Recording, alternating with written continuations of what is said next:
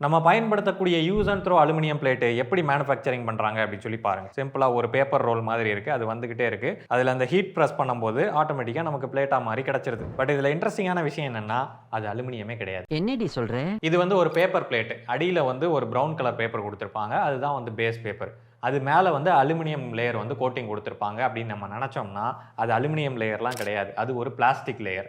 அந்த plastic layer மேலே ஒரு அலுமினியம் பெயிண்ட் அடிச்சிருப்பாங்க. நம்ம அந்த சிப்ஸ் பேக்கெட்லாம் வாங்கி பார்த்தோம் அப்படின்னா, அது உள்ள அந்த சில்வர் மாதிரியான ஒரு கலர் இருக்கும். ஸோ அது ஆக்சுவலான ஒரு அலுமினியம் கோட்டிங். நம்ம ஜென்ரலாக பயன்படுத்தக்கூடிய பொருட்களுக்கு சூடான உணவுப் பொருட்களை கட்டி கொடுக்கும்போது அதில் பிளாஸ்டிக்கை பயன்படுத்துகிறோம் அப்படின்றதுக்கு மாற்றாதான் இந்த அலுமினியம் கவரை கொண்டு வந்தாங்க. ஆனால் இந்த அலுமினியம் கவர்லையும் நிறைய மட்டமான குவாலிட்டி வர ஆரம்பிச்சிருச்சு. இந்த அலுமினியம் கவர் இப்போ அலுமினியம் கவரே கிடையாது, அது ஒரு பிளாஸ்டிக் கவர். இவன் சொல்றதெல்லாம் நெசந்தானா? இதில் சூடான உணவுப் பொருட்களை நம்ம வைக்கும்போது பிளாஸ்டிக் மட்டும் கிடையாது, பிளாஸ்டிக் மேலே இருக்கக்கூடிய அலுமினியமும் சேர்ந்து நம்ம உணவில் வரும். ஸோ இன்னும் ஒரு அடிஷனல் ஹெல்த் பெனிஃபிட்னு சொல்லலாம். இதை பற்றி விளக்கமான வீடியோ கீழே போட்டு விட்றேன், வேணுன்றவங்க போய் பார்த்துங்க.